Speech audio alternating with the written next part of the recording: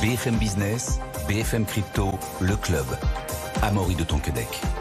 Bonjour à tous, soyez les bienvenus, c'est le club BFM Crypto. En début de semaine, un mois après le halving, le marché était calme. Et soudain, tout a basculé quand les chances d'approbation d'un potentiel ETF Ethereum Spot aux États-Unis sont passées de 25% à 75%. Le Bitcoin dans la foulée est passé au-delà des 71 000 $, quand l'Ether, lui, a pris près de 20% en quelques heures.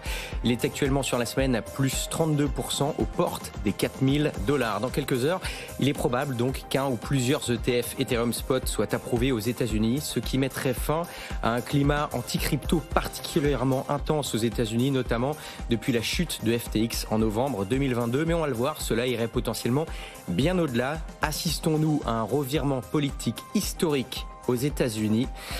Réponse dans quelques instants. On verra que peut-être cela serait dû aux élections qui arrivent en novembre prochain. Pour en parler, j'ai le plaisir d'être en ligne avec Antoine Monbrun. Bonjour Antoine, directeur des opérations du Journal du Coin. Notamment aussi, vous vous appelez Cryptic sur X et vous avez publié un thread très intéressant sur le sujet. J'ai le plaisir aussi d'accueillir Louis Tellier en plateau. Bonjour Louis. Bonjour Amaury. Journaliste pour The Big Whale. Et vous, avec Grégory Raymond dans The Big Whale, vous avez écrit sur le sujet tout un article qui récapitule tout ça en profondeur. États-Unis, les coulisses politiques d'un revirement historique, donc à lire sur The Big Whale. Louis, on va commencer avec vous. Allons-y. On va un petit peu poser les bases de cette situation. Je le disais, on assiste potentiellement à un revirement politique majeur aux États-Unis, peut-être du jamais vu. C'est presque certain que ce soir, on ait un ETF Ethereum Spot aux États-Unis. Alors, certains, ça dépend ce qu'on entend presque certain, c'est-à-dire que ça va arriver dans les jours qui viennent, mais ça ne sera pas tradable tout de suite, comme ça a été le cas. Alors, je parle de l'approbation officielle. Exactement, en fait, si vous voulez, on ne va pas rentrer complètement dans les détails techniques, mais si vous voulez, il y a différents formulaires qui représentent différents stades, en fait, du processus d'approbation qui doit aboutir, en fait, au trading, donc sur les bourses, et accessible donc à n'importe qui, que ce soit pour les particuliers ou les institutionnels aux États-Unis. Alors, comme vous l'avez souligné, Amaury, ce qui est très intéressant, c'est qu'en fait, l'ETF Ethereum Spot, c'est un peu l'arbre qui cache la forêt, c'est-à-dire que tout le monde s'est concentré là-dessus, et en fait, l'enjeu est beaucoup plus grand. C'est-à-dire qu'on pourrait passer d'une simple approbation d'un Ethereum Spot ETF aux États-Unis à un changement réglementaire majeur, c'est-à-dire que plus que jamais, on voit apparaître les contours d'un cadre qui serait potentiellement enfin propice en fait au développement du secteur. Donc tout ça, ça a commencé effectivement lundi, où en fait les chances d'une approbation d'un Ethereum Spot sont passées de 25 à 75%, comme vous l'avez dit en introduction. Et en fait, ce qui a fait monter ces chances d'approbation, c'est que tout d'un coup, la SEC a commencé à échanger en fait avec certains candidats sur certaines candidatures, ce qui n'était quasiment jamais arrivé en fait depuis ces dépôts de candidature. Donc là, tout le monde s'est dit qu'est-ce qui se passe, parce qu'en fait, il s'était produit exactement la même chose avec le Bitcoin Spot ETF, et quelques jours après, en fait, ça avait été approuvé. Donc les choses peuvent aller extrêmement vite parce que les candidatures sont faites, parce que de nombreux juristes sont sur le coup quand même depuis maintenant plusieurs années. L'un des premiers à avoir essayé de faire passer les ETF sur pas mal de crypto, c'était Grayscale. C'était pareil avec le Bitcoin. Et surtout, en fait, ce qui a commencé un peu à aiguiser, on va dire, la curiosité de pas mal d'observateurs du secteur, c'est que Donald Trump, au début du mois de mai, a commencé à ouvertement draguer l'électorat crypto. Et en fait, c'est ça qui aurait déclenché, on va dire, le déblocage réglementaire qu'on va évoquer avec vous tout au long de cette émission. On le voit d'ailleurs notamment dans votre article qu'il y aurait 20% d'électeurs dans les fameux swing states, ceux qui peuvent changer d'avis un peu au dernier moment, qui seraient pro-crypto, et donc on voit que la crypto commence à avoir un poids politique aux États-Unis. On est en ligne avec Antoine Monbrun qui est avec nous depuis La Rochelle, donc directeur des opérations du Journal du Coin. Antoine, pour vous aussi, ce qu'a dit Louis à l'instant, tout a basculé lundi. Pour vous, c'est un revirement politique?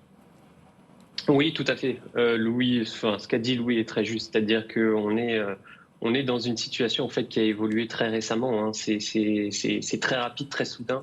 Ce qui se passait en fait, c'est qu'on avait une sorte de distance de la SEC vis-à-vis notamment des ETF ces derniers mois. Louis l'a dit, il y avait très peu de discussions avec les émetteurs potentiels, ça ne bougeait pas et on a une deadline qui arrive donc aujourd'hui, on va être amené à en parler, qui faisait que la SEC devait se prononcer avec une approbation ou un rejet. En l'occurrence, c'était plutôt le rejet qui dominait, tout simplement parce qu'on n'avait pas d'échange, on n'avait pas d'avancée. On a en plus, en parallèle de ça, un comportement de la SEC qui était assez agressif envers le secteur crypto avec des attaques contre la fondation Ethereum assez récemment, contre Consensus aussi, qui est une entreprise très proche d'Ethereum. Et donc, on était dans un contexte un petit peu de désapprobation du secteur aux États-Unis. Et ce qui s'est passé lundi, c'est en effet un revirement total. On a donc des sources qui viennent de Bloomberg et d'analystes très connus dans le secteur pour être au fait de ce qui se passe en matière d'ETF et notamment d'ETF crypto, qui ont évoqué un revirement éventuel avec en effet des probabilités d'approbation de cet ETF qui passaient de 25% à 75%, voilà, entre guillemets, du jour au lendemain. On a aussi en parallèle de ça, la semaine dernière, un texte qui avait été débattu au Sénat américain sur la comptabilité des entreprises qui détiennent des crypto-monnaies. Et ce texte-là avait été refusé par le Sénat américain avec une coalition républicain et démocrate. Donc ça avait déjà laissé entendre qu'on pouvait avoir une sorte d'alliance sur le sujet crypto et une compréhension, disons, de l'intérêt de sauvegarder les intérêts américains aux États-Unis du côté des démocrates.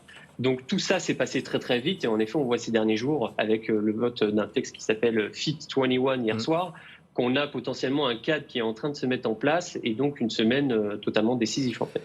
Effectivement, Louis, au-delà de l'approbation potentielle d'un ETF Ethereum Spot ce soir aux États-Unis, Antoine vient de le dire à l'instant, on a eu hier soir un vote extrêmement important d'un projet de loi sur l'innovation et la technologie pour le 21e siècle, donc qui s'appelle Fit 21, adopté hier soir par la Chambre des représentants. Et là, ça pourrait changer les choses. Donc là, on ne parle plus d'histoire de ETF ou pas ETF. Là, on parle de qui va quelque part avoir la charge pas de réguler, mais de voir un peu ce qui se passe dans ce secteur crypto. Ça va changer des choses entre le partage de ce secteur, entre la SEC et la CFTC, c'est ça ? C'est ça, exactement. En fait, grosso modo, aux États-Unis, vous avez deux régulateurs, deux agences de supervision qui sont la CFTC qui s'occupe des commodities, donc que ce soit l'or, le pétrole, et l'autre, vous avez la SEC qui s'occupe en fait des securities. Donc, securities, c'est le mot en anglais pour dire titres financiers. Et comme vous pouvez l'imaginer, les titres financiers, enfin la régulation vis-à-vis des titres financiers est beaucoup plus restrictive, beaucoup plus encadrée, beaucoup plus dure en tout cas sur les titres financiers. Donc, historiquement dans le secteur, la SEC et la CFTC se battent un petit peu pour déterminer quelle crypto est une security ou une commodity, justement, pour réguler les deux. Donc si vous voulez, il y a une guerre de chapelle qui dure quand même depuis 2017-2018, où le marché crypto a pris énormément d'importance dans la foulée avec le développement d'Ethereum. Et donc Fit 21, qu'est-ce que dit Fit 21 ? En fait, potentiellement, ce projet de loi déchargerait la SEC de certaines de ses responsabilités sur les cryptos et en fait ouvrirait à la voie un cadre plus favorable pour le secteur de manière générale. Donc, par exemple, si Ethereum est qualifié comme étant une commodity, c'est-à-dire qu'en gros, pour simplifier, si le réseau est assez décentralisé et qu'on prouve qu'il n'y a pas une poignée d'acteurs en fait qui peuvent déterminer le prix de l'Ether, on va dire en trust, en comité,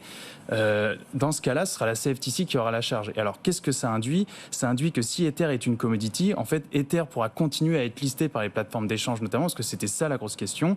Et surtout, en fait, ça ouvre la voie complètement à un ETF. Et qu'est-ce qui nous dit aussi qu'Ether potentiellement est une commodity ? Donc une commodité, c'est qu'en fait, dans les candidatures d'ETF, en fait, Ether est qualifié comme étant une commodity. Donc c'est vrai que pour revenir un petit peu à ce qui a été dit sur le revirement politique, quand nous, on a interrogé énormément d'observateurs du secteur dans le cadre de l'article que vous avez évoqué en introduction, ils se sont dit que ça n'a aucun sens réglementaire de raisonner comme ça parce que dans les dossiers, l'Ether est une commodity, ou en tout cas, tout montre que c'est une commodity. Donc en fait, on assiste un petit peu en fait à un espèce de faux débat depuis quand même plusieurs mois où tout le monde tourne un peu autour du pot et où globalement, Gary Gensler, qui est réputé proche des démocrates, en fait, est historiquement contre la crypto. Alors, on pourra évoquer peut-être plusieurs raisons. Il a été professeur de blockchain, enfin bref, il y a beaucoup de... Oui. Non, mais grosso modo, en fait, les républicains, ça on pourra aussi l'évoquer, mais les républicains, évidemment, Donald Trump n'est pas devenu un expert crypto du jour au lendemain. Il se dit, Il y a des Ils voient une opportunité électorale. Voilà, il y a des sondages, il y a énormément de sondages qui sont pas publics, qui circulent dans les équipes de campagne. Et là, ils commencent à se dire, voilà, dans les swing states que vous avez évoqués, effectivement, qui sont des États en fait historiquement indécis et qui peuvent faire basculer l'élection présidentielle, on voit que dans certains d'entre eux, il y a énormément de personnes pour qui la crypto est importante. C'est-à-dire qu'on évoque parfois même du corps électoral qui peut monter jusqu'à 20%. C'est énorme. C'est-à-dire que si vous vous coupez de cet électorat-là, potentiellement, vous pouvez perdre la présidentielle. À chaque fois, ça se joue à pas grand-chose. Et donc, c'est pour ça que cet électorat commence un peu à compter. Pour être clair, la crypto n'est pas encore quelque chose d'énorme, on va dire, pour l'électorat. Il y a énormément d'autres problématiques qui vont être évoquées dans la présidentielle. Voilà. Effectivement, donc, il y a beaucoup de sondages qui ne sont pas publics. Et effectivement, en fait, ces sondages qui ne sont pas publics seraient assez importants pour considérer la crypto comme étant une des, on va dire, clés pour la présidentielle. Antoine Monbrun, on voit que tout cela est très politique. Si le projet de loi adopté hier va au bout, qu'en sera-t-il au final du champ d'application de la SEC, de Gary Gensler en particulier, si la CFTC prend plus de place dans l'écosystème crypto ? Alors Louis l'a dit, on a en fait un texte de loi du coup qui a été voté hier soir à la Chambre des représentants et qui a été voté encore une fois avec justement le soutien des démocrates. Donc ce texte en fait il ne va pas enlever toute responsabilité à la SEC. Il va simplement répartir de façon beaucoup plus claire que ce que la situation actuelle implique les responsabilités entre la CFTC d'un côté et la SEC de l'autre. Donc, ce qui va se passer, c'est qu'il y aura en fait une sorte de test de décentralisation des projets crypto qui vont reposer sur différents critères, qui vont par exemple du fait de savoir si quelqu'un peut interdire à une autre personne d'accéder au système, donc au projet en question, à la blockchain, de savoir si quelqu'un détient plus de 20% de l'offre du jeton en circulation. On a plein de critères comme ça qui sont encore peaufinés à définir, parce que le texte sera voté au Sénat dans un second temps, avec la navette parlementaire qu'on peut connaître un petit peu en France. Donc, ces critères-là, en fonction, les projets seront régulés par la SEC lorsqu'ils ne satisfont pas un certain niveau de décentralisation, et ils seront régulés par la CFTC, à l'inverse, lorsqu'ils cochent à peu près toutes les cases. Là, à ce moment-là, Antoine, on pourrait imaginer qu'à l'instant T, la CFTC pourrait avoir sous son giron le Bitcoin et l'Ethereum si jamais il y a acceptation d'un ETF dans quelques heures. Au moins ces deux-là. Tout à fait. Et puis, alors, ce sont les deux plus évidents, évidemment, parce que ce sont sans doute aussi les deux projets les plus décentralisés. Mais pour le reste des projets du secteur et pour notamment les porteurs de projets, ce texte, en fait, il représente une clarification majeure pour eux. On sait qu'aux États-Unis, les intervenants ont demandé une clarification. On a des gros acteurs comme Coinbase, comme Kraken, qui ont menacé de quitter le territoire américain, justement à cause de ce manque de clarté et de clarification réglementaire. Donc, en fait, l'important, c'est ce texte est presque plus important que les ETF parce qu'il porte le futur éventuel du secteur crypto aux États-Unis. Autres mesures qui sont par exemple contenues dans le texte, ils visent à protéger le self-custody, c'est-à-dire le fait d'avoir le droit de conserver ses crypto-monnaies sur son propre portefeuille numérique. Donc ça, ce sont des mesures qui sont majeures, à la fois pour les créateurs de projets, pour les créateurs de portefeuilles par exemple. On a vu ces dernières semaines qu'on avait une poursuite de plusieurs acteurs avec Samurai, avec aussi des projets comme Tornado Cash, etc., qui avaient été inculpés, avec parfois des limites entre la possibilité de créer un protocole open source et la légalité de cette action-là. Et donc ce texte, il pourrait éventuellement aussi apporter une clarification de ce côté-là. Donc vraiment, je pense que c'est même plus important que les ETF aujourd'hui. Et simplement, tout se bouscule au sein de cette semaine et en quelques jours à peine, quoi. Louis, qu'est-ce qui changerait vraiment pour l'écosystème Web3 outre-Atlantique d'être régulé soit par la SEC, soit par la CFTC? C'est uniquement une différence politique des personnes qui dirigent ces deux institutions, ou alors il y a des différences intrinsèques dans ces institutions qui fait que vaut mieux être régulé par la SEC ou tout simplement par la CFTC? Alors, en fait, c'est pas une question forcément de régulation, mais c'est juste une question de dialogue. C'est-à-dire que jusqu'ici, en fait, il n'y avait pas de dialogue. C'est-à-dire que la SEC était claire, elle estimait que toutes les cryptos, quasiment sauf le Bitcoin, étaient des titres financiers, donc qu'elle devait réguler tout le secteur. Voilà, donc ça c'était clair. Les plateformes d'échange devaient s'enregistrer auprès d'elles comme des bourses d'échange traditionnelles, donc avec un niveau comme le Nasdaq, qui est vraiment hyper élevé, et potentiellement ne pas pouvoir sinon lister aucune crypto-monnaie sauf le Bitcoin. Donc déjà quand même ça condamnait pas mal le secteur et l'accès surtout au grand public aux cryptos. Ça c'est la première chose. Ensuite la deuxième chose en fait c'est que tout d'un coup il y a un dialogue. C'est-à-dire que là rien n'est fait. C'est-à-dire que les choses bougent effectivement. La SEC, la CFTC, on ne parle pas de ne pas réguler le secteur, mais en fait, on parle tout simplement de dialoguer. C'est-à-dire que tout d'un coup, la SEC, qui est quand même ouvertement anti-crypto de manière générale, ou en tout cas qui met des garde-fous très importants depuis maintenant plusieurs années, et particulièrement depuis la chute de FTX en 2022, parce qu'à ce moment-là, Gary Gensler s'est un peu retrouvé sous le feu des critiques quand même, en se disant « Ah bah, FTX, effectivement, était aux États-Unis. Il avait Sam Bankman-Fried, donc qui a écopé de plusieurs dizaines d'années de prison, qui était le PDG, le fondateur de FTX, en fait, avait ses entrées quasiment partout. Donc tout d'un coup, on s'est dit, le régulateur fait pas son travail. Donc il y a eu un resserrage de vis réglementaire encore plus important sur le secteur. Et il y a des géants américains du secteur comme Coinbase, en fait, qui proposaient des lois. C'est-à-dire qu'il y a même des lois qui s'appelaient des lois Coinbase, des amendements Coinbase. Et en fait, ce que dénonçait Coinbase, c'est que il ne soit même pas reçu par la SEC ou n'ait même pas de réponse. Donc après, on peut spéculer sur pourquoi il n'y avait pas de réponse. Est-ce que c'est le lobby bancaire qui quand même disait « Attention, doucement, on n'a pas envie que ça aille trop vite, les choses vont trop vite » ou alors est-ce que Gary Gensler était aussi de bonne foi ? C'est-à-dire qu'il y a énormément d'interrogations sur la régulation crypto. C'est-à-dire que si on ouvre la porte juridiquement, on va dire, ou qu'on tend un petit doigt, potentiellement, il y a des armées de juristes qui peuvent vous prendre tout le bras ou même tout le corps carrément. Donc, il y a énormément d'interrogations. Donc, on ne sait pas trop pourquoi la SEC, effectivement, était à ce point-là anti-crypto. Donc, là, ce qui change, c'est qu'il y a encore tout à faire. On a évoqué FIT 21, donc la fameuse loi qui est passée à la Chambre. Il y a encore le Congrès. C'est-à-dire qu'aujourd'hui, rien n'est fait. Absolument rien n'est fait, mais c'est aujourd'hui, pas fait, mais ça bouge et très vite. Non, mais ça bouge. Voilà, mais c'est historique. C'est-à-dire que là, il y aura un cadre plus favorable pour le secteur dans quelques mois, dans quelques semaines. Ça, c'est une certitude. Mais au moins, il y aura un dialogue. Et c'est ça qui change. C'est le fait qu'il y ait un dialogue. C'est-à-dire que là, on ne parle pas une nouvelle fois de ne pas réguler le secteur, mais on parle d'une reprise de dialogue et potentiellement, enfin, on va dire, d'une ouverture pour les acteurs américains. Parce que jusqu'ici, que devaient faire les acteurs américains ? Se tourner vers l'Europe, être entre le offshore, entre les États-Unis. On voit que l'airdrop de Eigenlayer avec son token, en fait, les Américains n'y avaient même pas accès, alors que certains avaient stacké leurs Ethers auprès d'Eigenlayer. Ils n'avaient même pas le droit d'avoir accès à ce token-là, parce que Eigenlayer, qui est basé aux États-Unis, avait tellement peur, en fait, des représailles de la SEC, qui n'épargne personne. C'est-à-dire qu'il y avait même Coinbase, Uniswap. Donc, là, franchement, c'est clairement une bonne nouvelle pour ceux qui sont basés aux États-Unis. Exactement, c'est juste une reprise de dialogue en fait, mais c'est déjà énorme. C'est déjà énorme, vous le dites bien, Louis et Antoine. Comment est-ce qu'on regarde ça en Europe ? Est-ce qu'en Europe, finalement, c'est pas paradoxalement une mauvaise nouvelle ? Parce qu'avec MiCA, donc Market in Crypto Assets, qui arrive cette année, il y avait une certaine avance sur le continent européen que le continent est en train de perdre par rapport aux États-Unis avec ce qui se passe maintenant.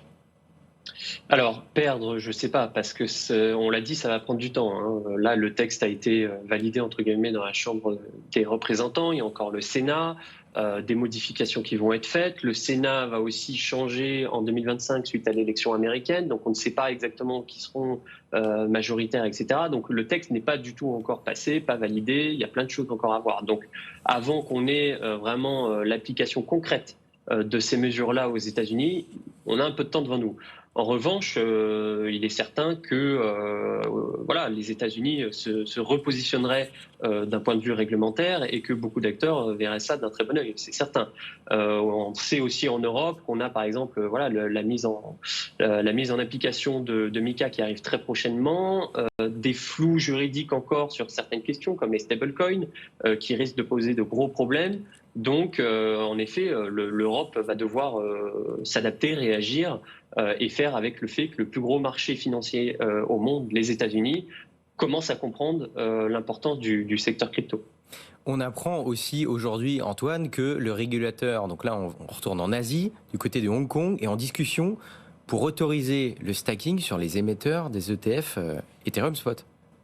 Oui, tout à fait. Les ETF de Hong Kong donc, ont été lancés il y a pas très très longtemps, hein, mais voilà, Hong Kong a fait un gros travail en matière de réglementation crypto justement et ont permis le lancement de plusieurs ETF, Bitcoin et Ethereum, qui ont un succès moindre évidemment que les États-Unis parce que c'est pas le même marché, mais qui ont le mérite d'exister. Et ce qui est très intéressant, tu l'as dit Amaury, c'est que on a aujourd'hui le régulateur, donc l'équivalent de la SEC américaine à Hong Kong, qui a annoncé qu'elle était en discussion voilà, pour permettre le staking sur les ETF Ethereum.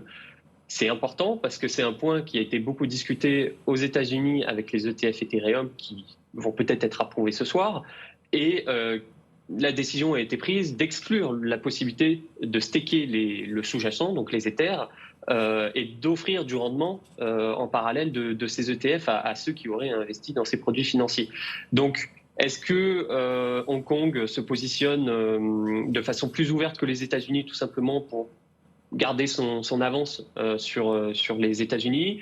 Est-ce que c'est un hasard de timing? Bon, c'est clair que c'est assez marrant de voir que ça se passe cette semaine où beaucoup de choses avancent du côté des États-Unis. Grosse semaine pour l'écosystème crypto mondial finalement.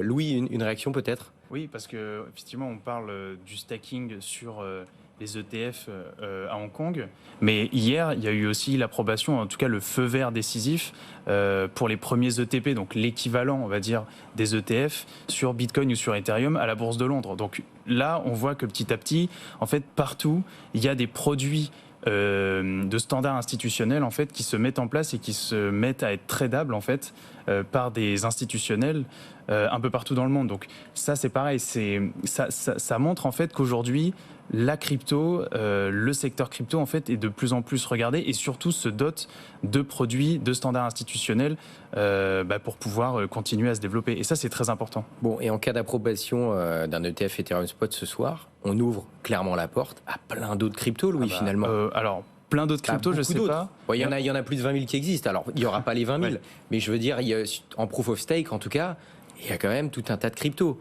Si l'Ether passe, pourquoi finalement tout un tas d'autres cryptos ne passeraient pas? Alors, effectivement, quand on avait commencé à enquêter sur le sujet il y a déjà plusieurs mois, on nous disait que l'une des raisons pour lesquelles, alors c'était d'anciens juristes de la SEC qui disaient ça, l'une des raisons pour lesquelles Gary Gensler et son administration et ses équipes à l'agence américaine étaient extrêmement réticents à approuver des Ethereum Spot, c'est parce qu'en fait, si on approuve juridiquement les Ethereum Spot, qu'est-ce qui nous empêche d'approuver tout ce qui est en Proof of Stake, donc dans le même consensus qu'Ethereum, sur tout ce qui existe. Donc 99% des cryptos du marché aujourd'hui fonctionnent sur ce consensus-là. Donc, une nouvelle fois, si vous approuvez les Ethereum Spot, qu'est-ce qui vous empêche d'approuver Solana? Qu'est-ce qui vous empêche d'approuver Sui? Qu'est-ce qui vous empêche d'approuver en fait tous les réseaux qui fonctionnent sur ce principe-là et qui sont à peu près décentralisés? Après, effectivement, il y a toujours un niveau de décentralisation qu'il faudra déterminer, mais effectivement, aujourd'hui, on parle vraiment de Solana, c'est-à-dire que, si vous voulez, le propre d'un marché, c'est d'anticiper. Donc, plus on anticipe et plus on peut faire de profit. Ouais. Donc effectivement, là, on a commencé à pricer Ethereum, et là, aujourd'hui, on se dit, en fait, Solana... Puis on veut des cryptos qui soient capitalisés, sur lesquels il y a du volume, donc quelque part. Exactement. Et alors, ce qui est intéressant aussi, c'est que Solana, depuis plusieurs mois aussi, et on a fait une interview d'un des représentants de la fondation, donc c'est Austin Federa, dans The Big Well, qui aujourd'hui nous dit clairement qu'ils veulent attirer les entreprises. C'est-à-dire que quand on voit le déploiement d'un fonds monétaire tokenisé de BlackRock sur Ethereum, eux, ils visent exactement la même chose. Et en fait, Solana aujourd'hui, c'est pas cher à utiliser, c'est rapide, au contraire du Layer 1 d'Ethereum. Alors effectivement, il y a d'autres moyens de faire des transactions qui ne coûtent pas cher dans l'écosystème Ethereum, mais aujourd'hui, Solana, effectivement, dans la guerre, on va des L1, donc des réseaux principaux, se place clairement pour essayer d'attirer le plus d'institutionnels possible. Donc ça va être intéressant aussi à observer. Et effectivement, c'est la prochaine crypto qui serait visée par un ETF Ethereum Spot et qui potentiellement, parce que c'est aussi pour ça qu'on regarde ces approbations-là, une augmentation du prix significative à anticiper. Solana donc pourrait être éventuellement la prochaine crypto. La prochaine, en tout cas, tout l'indique, oui. Ouais. Dogecoin, c'est Proof of Stake. Dogecoin, c'est en fait, si vous voulez, il y a une régulation. Tout est possible maintenant, on ne sait pas. Hein. Oui, alors tout est possible. Je ne sais pas si la SEC a fait son tout effet, mais ça se trouve, on a un ETF Dogecoin ce soir. Hein. Non, c'est pas non plus. Non. je m'avancerai pas en tout cas. De la SEC, je parle. C'est ça, exactement. Non, donc bon, on suivra tout ça. Évidemment, par rapport, pour revenir très concrètement à ce soir, Antoine, qu'est-ce qui pourrait être accepté ce soir? On rappelle que là, on parle bien de la demande de Vanek. S'il y a acceptation, c'est au moins celui de Vanek. Il peut y avoir autre chose ce soir? Alors, c'est une très bonne question. C'est-à-dire que ce soir, on a la deadline en effet pour celui de Vanek. On en a d'autres demain. Je crois qu'il y a Ark Invest demain et les autres suivent dans les semaines à venir. Je ne sais pas si celui qui sera approuvé demain, ce soir, s'il y a approbation. Encore une fois, on utilise le conditionnel parce que tout est possible, surtout dans ce secteur. S'il y a approbation, on ne sait pas encore si ça concernera celui de Vanek. L'ensemble des demandes, seulement ceux qui ont déjà mis à jour un des formulaires dont parlait Louis en début d'émission. Donc c'est un petit peu ce qu'il faudra surveiller, c'est-à-dire qu'on peut avoir une approbation mais seulement partielle avec l'approbation d'un seul des deux formulaires et dans ce cas-là, il faudra attendre l'approbation du second formulaire pour avoir le lancement effectif de l'ETF. On peut avoir l'approbation du formulaire pour un seul émetteur ou pour plusieurs.